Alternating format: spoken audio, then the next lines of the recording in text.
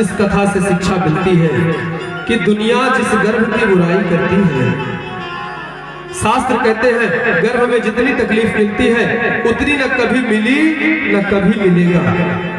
उस गर्भ को आदरणीय सुखदेव जी महाराज ने मंदिर बना दिया।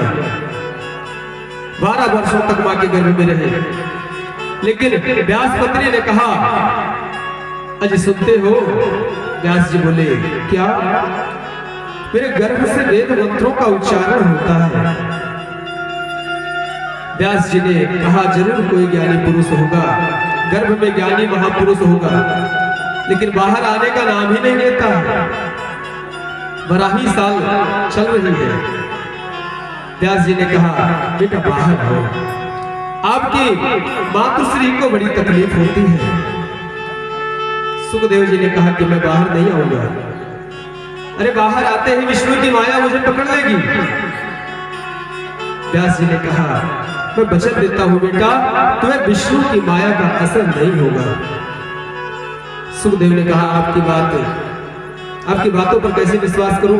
पिताजी, माया बहुत चंचल है, ये माया बहुत विचित्र है, माया का पार पाना किसी के बस की बात नहीं है। बोली वृंदावन बिहारी लाल की जय हो।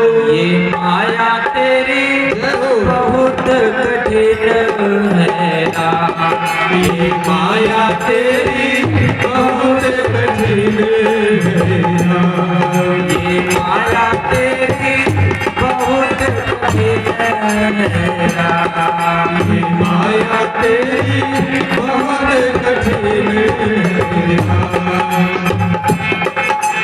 रक्त मांस हड्डी के ढेर पे मड़ा हुआ है चाँद, रक्त मांस हड्डी के ढेर पे मड़ा हुआ है चाँद, रक्त मांस हड्डी के ढेर पे मड़ा हुआ है चाँद, रक्त मांस हड्डी के ढेर पे मड़ा हुआ है चाँद। एक उसी की सुंदरता को, एक उसी की सुंदरता को जाती की माया। ये माया तेरी बहुत कठिन है, ये माया तेरी बहुत कठिन है, ये माया तेरी बहुत कठिन है। करता नित्य विरोध क्रोध का कहता बुरा परिणाम, करता नित्य विरोध क्रोध का कहता बुरा परिणाम। होता क्रोध स्वयं होते, होता क्रोध स्वयं होते, वाणी बिना लगा। ये माया तेरी बहुत कठिन है, ये माया तेरी बहुत कठिन है। मृत्यु देखता है औरों रोज सवेरे शाम, मृत्यु देखता है औरों का रोज सवेरे शाम, मृत्यु देखता है रोज सवेरे शाम, मृत्यु देखता है औरों का रोज सवेरे शाम। भवन बनाता ऐसे जैसे, भवन बनाता ऐसे जैसे, हर दम यहाँ मुबारक। ये माया तेरी बहुत कठिन है, ये माया तेरी बहुत कठिन है,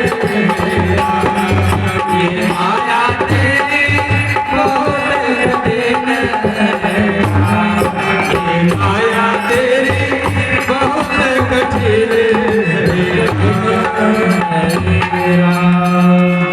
जय हो भागवत भगवान की जय हो। कहते हैं कि बेटा माया का प्रभाव आपके ऊपर नहीं पड़ेगा, निश्चिंत रहिए। कहते हैं कि यदि मायापति भी विष्णु आकर के कह दे कि माया को नहीं सताएगी तो ही मैं आऊंगा।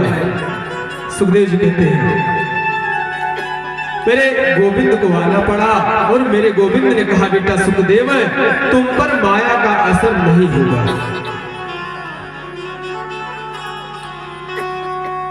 12 वर्ष तक मातृगर्भ में वास किया। गर्भ से प्रकट होते ही सीधे वन की ओर चल दिए।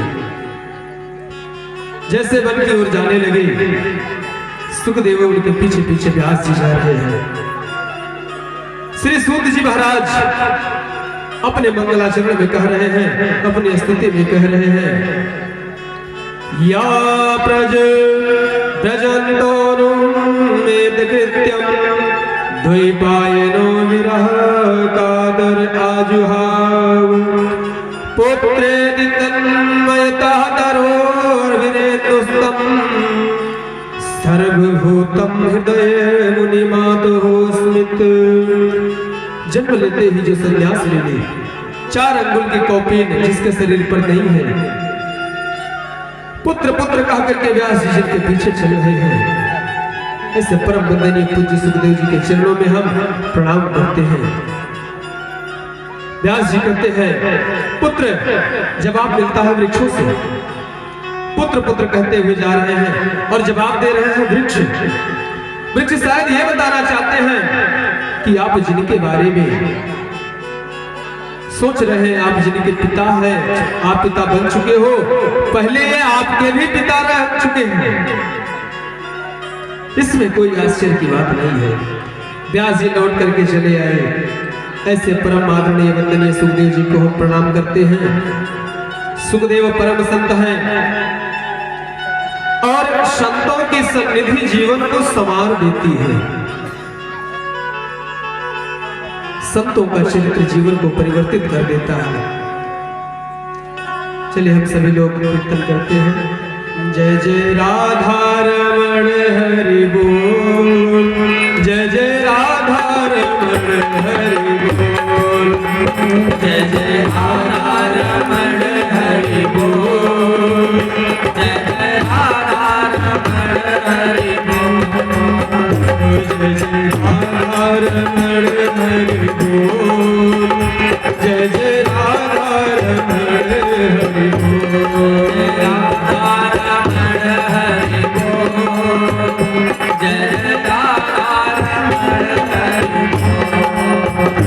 जय जय राधा रमण हरि बोल, जय जय राधा रमण हरि बोल, जय जय राधा रमण हरि बोल, जय जय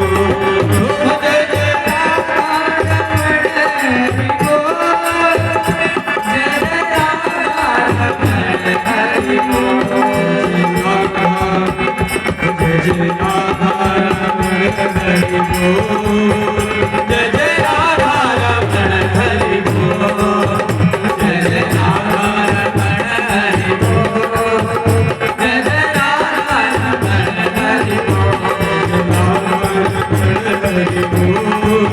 जय जय राधा रमण हरि बोल, जय जय राधा रमण हरि बोल, जय जय राधा रमण हरि बोल, जय राधा रमण हरि बोल।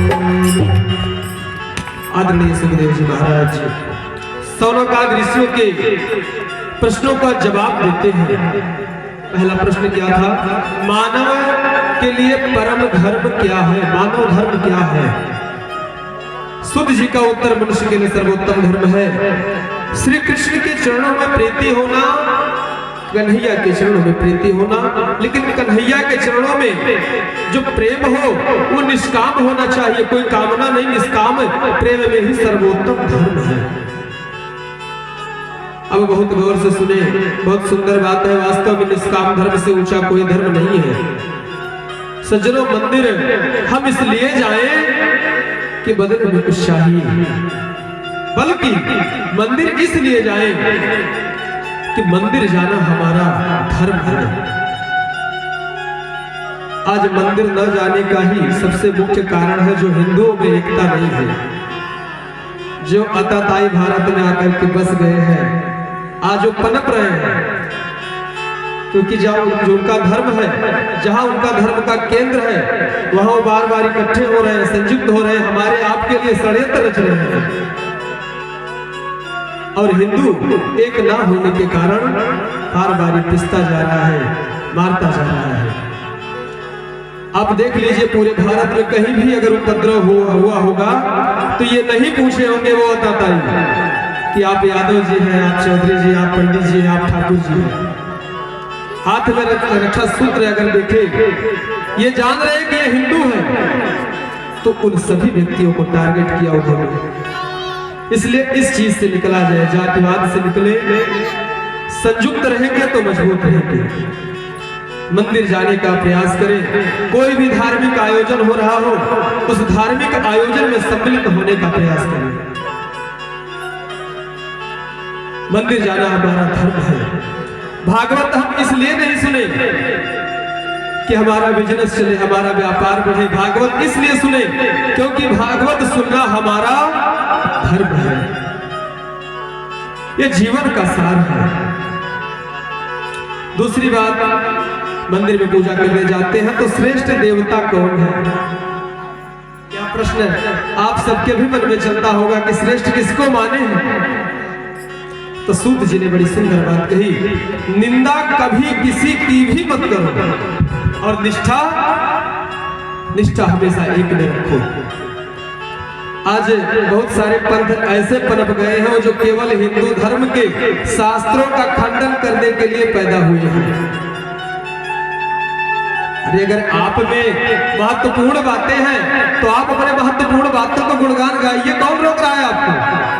लेकिन सभा लगाते हैं, आयोजन लगाते हैं, हिंदू धर्म में ये है, ये मत करो, वो मत करो। अरे पहले तुम क्या कर रहे हो ये अपना तो बताओ सबको। तो हमारा धर्म सिखाता है कि किसी के धर्म का, किसी का भी निंदा मत करो, निष्ठा एक में रखो। जो भी मानना हो आप मानिए, तमाम पंथ है दुनिया में, आप मानिए, कोई बात नहीं है, लेकिन बुराई किसी की मत करो। अपना अपना आप मानिए, आपको कोई मना नहीं कर रहा है। और अगर ऐसा भाव है तो हमारे सनातन धर्म में है कि किसी की बुराई मत करो। आज आप बहुत आसान पा गए हैं, लोग देखते होंगे कि हमेशा हिंदू धर्म को टारगेट करते हैं, लेकिन अन्य किसी धर्मों को अगर टारगेट करेंगे तो उनको भी पता है कि सब तन से जुदा हो जाएगा। ये नारा लगता है तो सब तन से जुदा कर देंगे, तो इसलिए दहशत से अन्य धर्मों को नहीं टारगेट करते हैं। ये हमारा शांति वाला जो है धर्म है, इसीलिए इसे टारगेट करते हैं। तो मंद बुद्धि वाले पंथ हैं, इनसे बचे रहे तो अच्छी बात है। बोलिए भारत माता की जय हो। नफरत की लाठी तोड़ो, लालच का खंजर फेंको, जय हो। जिद के पीछे मत दौड़ो, तुम प्रेम के पंछी हो। ओ मेरे देश प्रेमियों, आपस में प्रेम करो, देश प्रेमियों, मेरे देश प्रेमियों, आपस में प्रेम करो, देश प्रेमियों, मेरे देश प्रेमियों, आपस में प्रेम करो, देश प्रेमियों। हम आपस आपस में प्रेम करो, देश प्रेमियों। हम आपस में लड़ बैठे तो देश को कौन संभालेगा। हम आपस में लड़ बैठे तो देश को कौन संभालेगा। हम आपस में लड़ बैठे तो देश को कौन संभालेगा। हमारे व्यास जी राजकुमार भैया आप लोगों को पहले ही बता चुके हैं कि कथा के माध्यम से बता चुके हैं कि हम कौन हैं। हम सब भगवान के भक्त हैं, भगवान के प्रेमी हैं, हमारा अपना कर्म है। देखिए वैसे तो भैया सब कुछ बता चुके हैं आपको व्यास जी कि आपस में जब प्रेम होगा तभी, जब एक एक लोग मिल करके किसी गांव का कल्याण करेंगे, गांव का काम करेंगे, तो कई गांव मिल करके भारत देश को आगे बढ़ाएंगे, मनाएंगे ना। बोलिए भारत माता की जय हो। इसलिए आपस में प्रेम करें, जात धर्म इन सब चीजों को, जातिवाद को अलग कर दीजिए। क्योंकि आप लोगों ने कथा भगवान की बहुत सुनी है, रामायण रामचरितमानस बहुत सुने हैं। अगर जातिवाद होते तो रानी शिवरी के यहाँ बेर नहीं खाते। वैसे तो व्यास जी आपको कथा श्रवण करा ही रहे हैं। तो हम आपस में लड़ बैठे तो देश को कौन संभालेगा। हम आपस में लड़ बैठे तो देश को कौन संभालेगा। कोई बाहर वाला अपने घर से हमें निकालेगा। कोई बाहर वाला हमको घर से अपने निकालेगा। कोई बाहर वाला आकर के कहता है, अरे किस भोलेनाथ की पूजन करते हो जो गांजा पीते हैं, जो भांग करते हैं। पहले समझो हम कौन हैं। दूसरों का तो काम ही है भड़काना। हम आपस में लड़ बैठे तो देश को कौन संभालेगा। हम आपस में लड़ बैठे तो देश को कौन संभालेगा। कोई बाहर वाला हमको घर से हमें निकालेगा। कोई बाहर वाला हमको घर से अपने निकालेगा। देखिए कैसी स्थिति है। हमारे घर में घुस करके कहते हैं तुम रामचरित मानस का पाठ ना करो, आओ तुम्हें ले चलते हैं, नाच दिखाते हैं, मांस मदिरा का सेवन करते हैं। और हमारे बच्चे सब लोग उसी में चले जाते हैं। उसे हम लोग नहीं रोकते हैं, कहते हैं स्मार्ट है ये। दीवानों होश करो, क्या होश करो। कितने सब कुछ त्याग करके भारत के लिए लड़ बैठे। दीवानों होश करो मेरे देश प्रेमियों, आपस में प्रेम करो देश प्रेमियों। मेरे देश प्रेमियों, आपस में प्रेम करो देश प्रेमियों। ओ मेरे देश प्रेमियों, आपस में प्रेम करो देश प्रेमियों। बोलिए भागवत भगवान की जय हो। तो दूसरा ये हुआ कि निंदा कभी किसी की मत करो, निष्ठा एक में रखो। जैसे वृक्ष की जड़ में हम पानी डालते हैं, ऊपर पत्ते भी हरे भरे होते हैं, फूल भी आते हैं, फल भी आते हैं। जरा हम लोग गौर से देखें, वृक्ष में सैकड़ों डालियां होती हैं, कई पत्ते होते हैं, फूल भी अधिक होते हैं, लाखों फल होते हैं, परंतु जड़ तो उसकी एक ही है। जितनी देवी है, जितने देवता हैं, सबका मूल तो केवल श्री कृष्ण है। उसी तरह दुनिया में जितने भी पंथ आदि हैं, सबका मूल सत्य सनातन धर्म ही है। मूल यही है। प्राचीन धर्म दुनिया में है तो सत्य सनातन धर्म है। इसीलिए मन को मेरे गोविंद के चरणों में लगाओ, निंदा किसी की मत करो। हम दुर्गा जी की पूजा करते हैं और पुष्टि मार्गीय हैं या श्री वैष्णव जी हैं, हम कट्टर श्री कृष्ण जी के भक्त हैं, लेकिन दुर्गा जी की भी पूजा करते हैं, वंदना करते हैं। हे दुर्गा माता जी, हमें ऐसा आशीर्वाद दो कि कृष्ण के चरणों में हमारी प्रीत और ज्यादा हो जाए। शंकर जी को जल चढ़ा करके यही आराधना करो कि हे गोविंद, आपके चरणों में और प्रीति बढ़ जाए। एक साधे सब सधे, सब साधे सब जाए।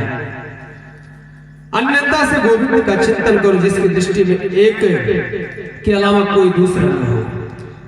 तीसरा, भगवान का नाम जन्मा है तो प्रभु ने जन्म कैसे लिया? सूत जी कहते हैं प्रभु का जन्म नहीं होता, प्रभु का तो अवतार होता है, और परमात्मा के भिन्न भिन्न अवतार हैं।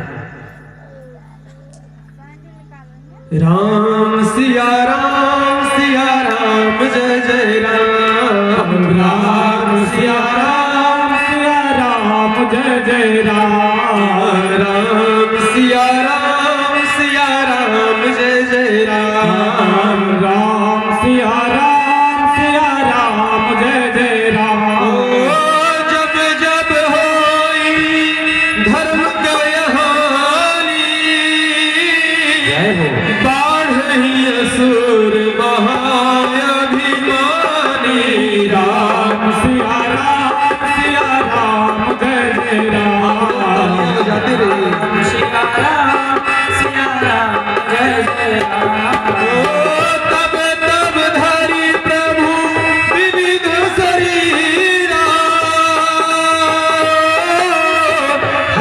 करहि कृपा निधि सज्जन पीरा।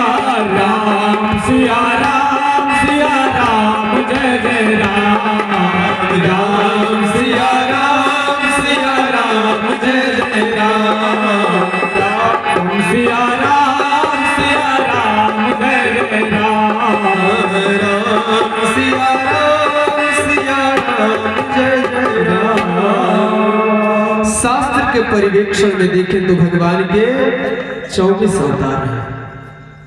इन 24 अवतारों का हम चिंतन करते हैं, स्मरण करते हैं। भगवान के 24 अवतारों में सबसे पहला अवतार, ध्यान से सुनिएगा, सबसे पहला अवतार भगवान का सनत कुमार सनातन। दूसरे अवतार हैं 12 अवतार। तीसरे संत नारद। चौथे हैं नर और नारायण। पांचवें हैं भगवान श्री कपिल देव जी। छठवें दत्तात्रेय जी। सातवें हैं यज्ञ भगवान। आठवें हैं श्री ऋषभदेव जी। नौवें हैं पृथु जी। 10वें हैं मत्स्य अवतार। 11वें हैं कश्यप अवतार। 12वें धन्वंतरी अवतार। 13वें मोहिनी अवतार भी भगवान ने एक बार लिया था। 14वें श्री नरसिंह भगवान। 15वां अवतार है भगवान का वामन अवतार। 16वां श्री परशुराम जी का अवतार। 17वां महर्षि वेद व्यास जी का अवतार। और 18वां आदरणीय प्रभु श्री राम जी का अवतार। बोले सियावर रामचंद्र की जय। 19वां है श्री बलराम जी, जो शेषा अवतार है लेकिन है उन्हीं के अवतार। 20वां मेरे कन्हैया का अवतार, लड्डू गोपाल जी का अवतार। बोलिए बाले कृष्ण लाल की जय हो। व्यास जी, ये माताएं और भक्तजन बैठे हैं, इनका भी कोई कर्तव्य होता है ना। आज हम लोगों के साथ ये भी भजन करेंगे और इन्हीं का भजन गाया जाएगा। कभी राम बने सभी लोग तालियां बजाते हुए उत्साह के साथ चले आना प्रभु जी चले आना। कभी राम बने कोई कंजूसी नहीं करेगा। चले आना प्रभु जी चले आना। कभी राम बनते कभी श्याम बनते चले आना प्रभु जी चले आना। कभी राम बनते कभी श्याम बनते चले आना प्रभु जी चले आना। जैसा कि भी व्यास जी बताएं आपको कि कभी मछली का रूप बना लिए, कभी कछुआ का रूप बना लिए और फिर राम बन कर आए, फिर कृष्ण बन करके अवतार लिए हैं। तो सबका उद्धार करना, हमें ही आप लोगों के लिए भगवान अवतार लेते हैं। तो जब राम रूप में आए तो क्या लेकर के आए? माताएं गाते हैं धनुष बाण लेके चले आना। ये कहती है ना, ये कहती है ओ तुम राम रूप में आना। ओ तुम राम रूप में आना। कहीं हम भजन भूल तो नहीं गए? बोले हमने कहा धनुष बाण लेकर के आना। क्यों कहा? क्योंकि हम ही लोग कहते हैं तो मुरली लेकर के आ जाओ, कभी कहते हैं धनुष लेकर के आ जाओ। ऐसे जो भी हम लोग कहते हैं भगवान मान जाए, कितने सीधे। और हमारे व्यास जी कह रहे हैं आप लोगों से भजन करो, हम आप लोग तो कंजूसी करते हैं। माताएं कहती हैं तो हम ही भजन करेंगे, हम ही नाच नाच करके भगवान का भजन करेंगे। क्या कहना? नाच नाच के कहते हैं हम हो गए राधा रानी के। हम नाच नाच के कहते हैं हम हो गए राधा रानी के। हम हो गए राधा रानी के। हम हो गए राधा रानी के। हम हो गए राधा रानी के। हम हो गए राधा रानी के।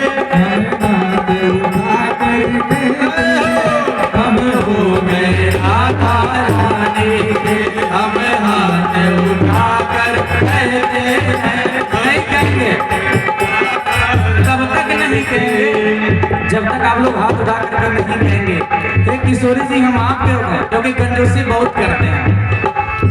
हाथ तो उठाना पड़ेगा, और केवल माताओं को नहीं, जितने सब बैठे हैं सबको हाथ उठा करके कहना होगा हम हाथ उठा कर कहते हैं हम हो गए राधा रानी। हम हाथ उठा कर कहते हैं हम हो गए राधा रानी। हम नाच नाच कर कहते हैं हम हो गए राधा रानी। हम नाच नाच कर कहते हैं हम हो गए राधा रानी। अब कहना भी पड़ेगा, अभी तो केवल हाथ उठाते कहना पड़ेगा हम हो गए राधा रानी के। हम हो गए राधा रानी के। हम हो गए राधा रानी के। हम हो गए राधा रानी के। हम जोर जोर से कहते हैं हम हो गए राधा रानी के। हम जोर जोर से कहते हैं हम हो गए राधा रानी के। राधा राधा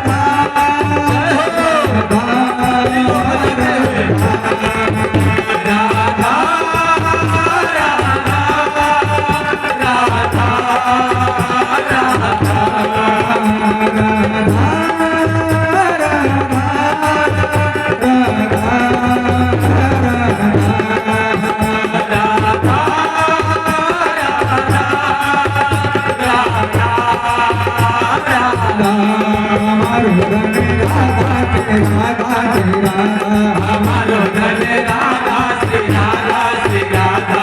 हमारो धन राधा श्री राधा श्री राधा। हमारो धन राधा श्री राधा श्री राधा। परम धन राधा राधा राधा राधा। परम धन राधा राधा राधा राधा राधा। जीवन धन राधा राधा राधा राधा। जीवन धन राधा राधा राधा राधा राधा। हमारो धन राधा श्री राधा श्री राधा। हमारो धन राधा श्री राधा श्री राधा। हमारो धन राधा श्री राधा श्री राधा। हमारो धन राधा श्री राधा श्री राधा। हमारो धन राधा श्री राधा श्री राधा। हमारो धन राधा श्री राधा श्री राधा। बोलिए राधा रानी सरकार की जय हो। देखिए भजन तो कभी भी हो जाएगा, परंतु ये अमृत वचन जो कथा हम लोग सुन रहे हैं ये बड़ा दुर्लभ है। तो भजन होता रहेगा।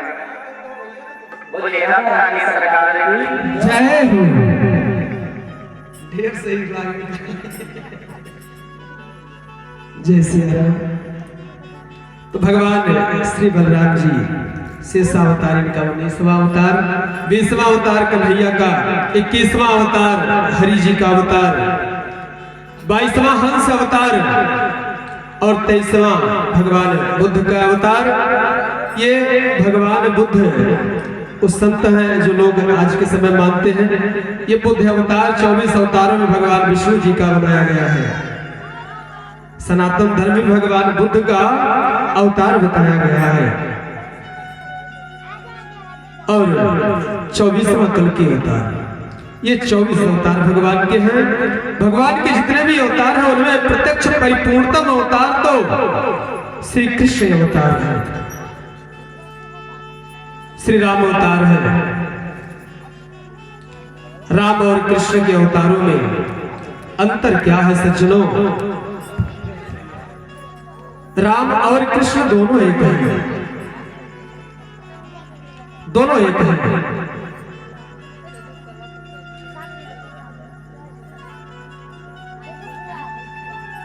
राम कृष्ण दोनों एक ही तत्व हैं। राम कृष्ण दो एक हैं, अंतर नहीं निवेश। इनके नयन गंभीर हैं, इनके चपल विशेष। राम जी के नैनों में गंभीरता है, कृष्ण जी के नेत्रों में चंचलता है। और दोनों लोगों को जपा जा सकता है। हम आप भी दोनों लोगों के नामों का उच्चारण करते हैं। जग में सुंदर है दो नाम, चाहे कृष्ण कहो या राम। जग में सुंदर है दो नाम, चाहे कृष्ण कहो या राम। बोलो राम राम राम, बोलो श्याम श्याम श्याम। बोलो राम राम राम, बोलो श्याम श्याम श्याम। जग में सुंदर है दो नाम, चाहे कृष्ण कहो या राम। जग में सुंदर है दो नाम, चाहे राम कहो या श्याम। बोलो राम राम राम, बोलो श्याम श्याम श्याम। बोलो राम राम राम, बोलो श्याम श्याम श्याम। बोलो राम राम राम, बोलो श्याम श्याम श्याम। बोलो राम राम राम, बोलो श्याम श्याम श्याम। बोले श्याम रामचंद्र की जय। जग में दोनों सुंदर नाम है। चाहे आप कृष्ण की भक्ति करो, चाहे आप श्री राम की भक्ति करो, बात एक ही है, क्योंकि दोनों लोग एक ही तत्व हैं। देखिए, श्रोता और वक्ता का अगर मानसिक संबंध जुड़ जाए तो कथा प्रभावी हो जाता है, और ये होना चाहिए विशेषता। फिर कथा जीवन में परिवर्तन लाती है, और यही श्रोता के लक्षण कहे गए हैं। कथा तो साक्षात ज्ञान यज्ञ है। नारद जी ने कहा, सत्य कृपा परमात्मा की कृपा से ऊंची होती है, इसका मैं प्रमाण हूं। नारद जी कहते हैं कि मैं पूर्व जन्म में एक दासी का बेटा था, नितांत दासी थी। मेरी माँ मेरे जन्म होते ही पिता मर गए। मैंने अपने माता का दर्शन नहीं किया। बेचारी मेरे वृद्ध माता क्या थी, मुझे गोद में लेकर के सद गृहस्थ ऋषियों के आश्रम पर गई और बोली, ऋषि संत सो बाबा, मैं विधवा नारी हूँ, छोटा सा मेरा बालक है, मुझे केवल गाय धोना आता है, गाय की सेवा करनी आती है। यदि आप संतों की कृपा हो जाए तो मुझे आपके आश्रम में स्थान मिल जाए जीवन यापन करने के लिए। केवल 2 वक्त का प्रसाद हमें चाहिए और कुछ नहीं चाहिए। संत बड़े कृपालु थे। उन्होंने कहा, बेटी ठीक है, रहो, अंदर आओ, हमारी पत्नी के पास जाकर के आनंद से तुम रहो। मेरी माँ आश्रम में गई। ऋषि पत्नियों ने कहा, हाँ तुम यहाँ आनंद से रहो, सेवा करो, जल भर करके लाओ, मंदिर में झाड़ू लगाओ, गाय धो करके लाओ और प्रेम से प्रसाद पाना। मेरी माँ ऋषि पत्नियों के साथ खूब आनंद पूर्वक रही। ये नारद जी बता रहे हैं। नारद जी के पूर्व जन्म का ये वृत्तांत है। नारद जी ने कहा, संतों के यहाँ तो मेरा प्रायः 4 बजे से लेकर के रात्रि 10 बजे तक केवल सत्संग की बातें, कीर्तन, कथा के सिवाय दूसरी बातें नहीं होती है। एक बार उन संतों के आश्रम पर बरसात के दिनों में कुछ विरक्त संत आए चतुर्मास करने के लिए। 4 महीने का ही एक जगह बैठ करके वो भजन करते हैं। जब वो संत आए तो मैं भी थोड़ा बड़ा हो गया था। जब संतों की कथा होती तो मैं भी माँ के गोद में बैठता था और संतों की संगति में बैठता था। मैं छोटा सा था, 4 महीने। मैंने संतों से कथा सुनी। वो संत मुझे इतना प्यार करते थे, इतना मेरा आदर किया करते थे। मेरा नाम ही पड़ गया बालक रामदास। पूर्व का नाम ये है बालक रामदास, आदरणीय श्री नारद जी महाराज का। सब मुझे बच्चा रामदास बोलते हैं। अब सत्संग करते करते, कथा सुनते सुनते मैं इस निष्कर्ष पर पहुंच चुका कि संसार केवल सपना है। मोह निशा जग सोह निहारा, देखे स्वप्न अनेक प्रकार। संसार केवल स्वप्न है, कोई किसी का नहीं होता। जब मुझे पता चला कि 10 दिन बाद तो संत चले जाएंगे तो मैंने उनके चरण पकड़ करके कहा, बाबा मैं यहाँ नहीं रहूंगा, आपके साथ वन में चलूंगा, उत्तराखंड में एकांत में बैठ करके भजन करने का मन होता है। संतों ने कहा नहीं बेटा, ऐसे तो मैं नहीं कर सकते, क्योंकि बाबा आप ही कथा में कहते थे कौन किसकी माता कौन किसका पिता, मुझे नहीं रहना इस घर में। महात्मा बोले गड़बड़ हो गया। मेरी माँ को जब पता चला कि मेरा बेटा इनके संग जाने वाला है, रात को आई, जहां सब संत तपस्या कर रहे थे, उनके चरणों में गिर करके बोले कि मेरे बेटे को मत ले जाना, आजकल बाकी बाकी सी बातें कर रहा महाराज, मुझे ज्यादा वार्ता नहीं करता मुझसे। अब माँ इसलिए रोती है कि मेरे पुत्र को लेकर के मत जाना, और मैं इसलिए रोता हूं कि मुझे छोड़ करके मत जाना। संत बड़े धर्म संकट में पड़ गए, संत बड़ी दुविधा में पड़ गए। संतों ने कहा बेटा तुमने हमारी कथा सुनी? जी हाँ सुनी है। तो कथा का निष्कर्ष हमने क्या बताया? मातृदेवो भव, पितृदेवो भव, आचार्य देवो भव। माँ को देवी मानो, पिता तुम्हारे हैं नहीं, वृद्ध माता तुम्हारी कहां जाएंगी बेटा? वृद्ध शरीर में इसकी सेवा करो, क्योंकि माँ की सेवा परमात्मा की सेवा से ऊंची है। वेदांत का पहला सूत्र है माँ को देवी मानो, दूसरा नंबर पिता को, फिर गुरु जी को तीसरे नंबर पे आते हैं। इसलिए जब तक माँ है इनकी सेवा करो, जब माँ का शरीर नहीं रहे तो चले चलना उत्तराखंड, करना भजन कीर्तन।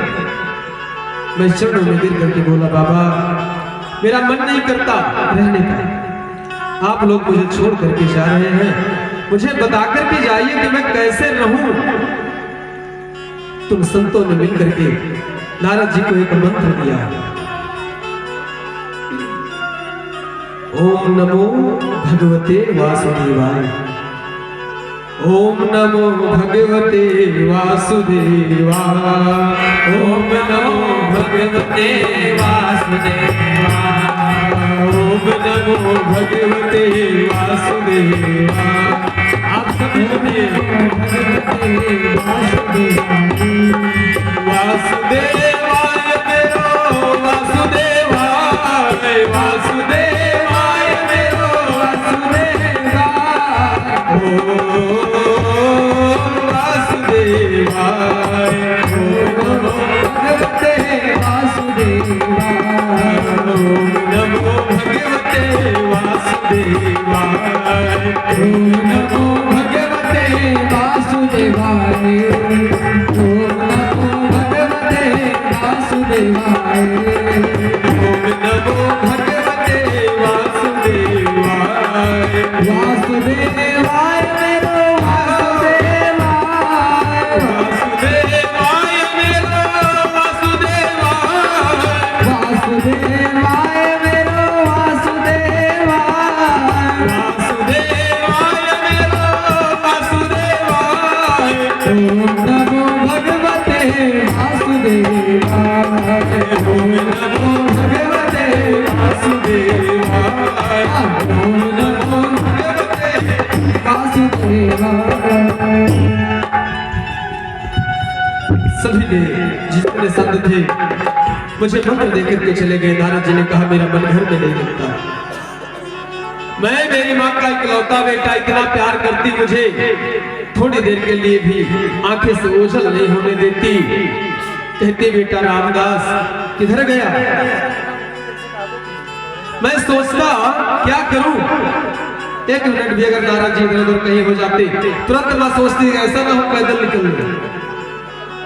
गुरु जी ऐसे ही चले गए थे तो माँ हमेशा ध्यान देती रहती थी कि कहीं जाने ना पाए।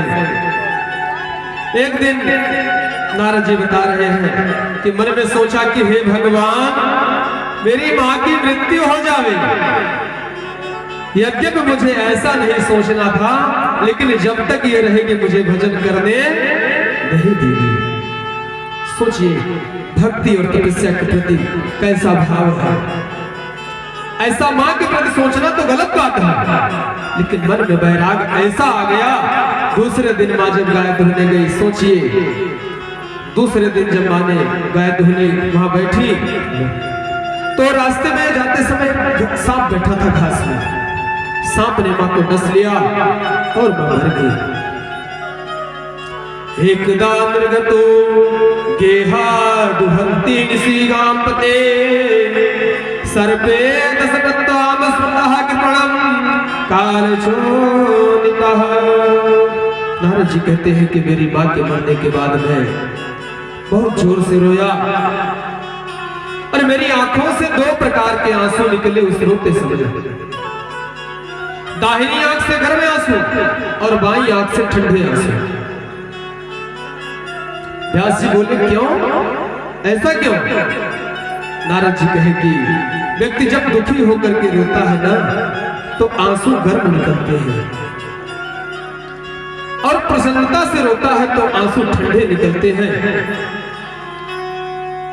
सोचिए आपकी 5 वर्ष का बेटा पूरे स्कूल में प्रथम स्थान पे आवे, अपनी प्रथम श्रेणी कक्षा में प्रथम आवे, अपनी वार्षिक सूचकांक जो आज रिजल्ट कहा जाता है हाथ में लेकर के देवे और बोले कि मां मैं प्रथम श्रेणी में पास हुआ हूं, तो मां दौड़ करके अंक में भर देती है। उस समय प्रसन्नता से मां की आंखों से आंसू जो गिरते हैं वो ठंडे आंसू होते हैं, क्योंकि वो आंसू खुशी के होते हैं।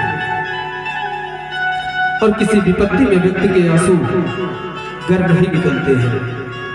नारद जी बोले मेरी मां की आंखों से, मेरी आंखों से गर्म आंसू इसलिए निकला कि मुझे छोड़ करके चली गई, इसका कष्ट है।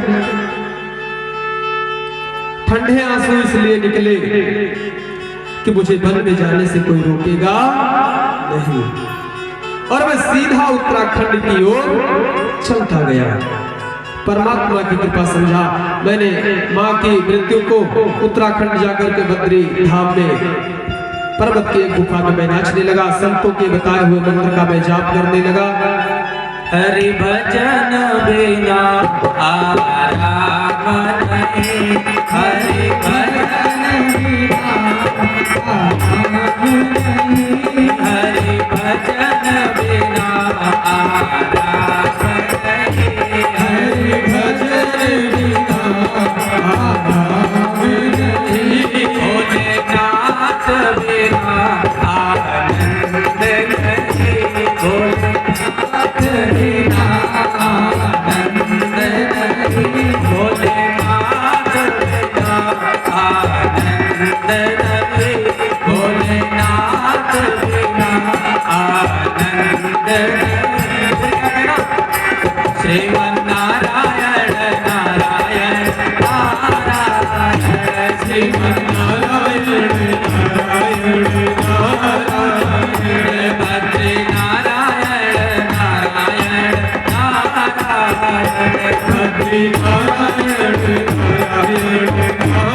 नारायण, सत्य नारायण नारायण नारायण, सत्य नारायण नारायण नारायण, हरि भजन बिना आराम नहीं, हरि भजन बिना आराम नहीं। हरि भजन बिना, हरि भजन बिना कितने लोगों ने सुना? अभी हम लोग कुछ गाए हैं ना, ढोल मजीद सब लोग एक साथ गा रहे हैं। क्या बोले? हरि भजन बिना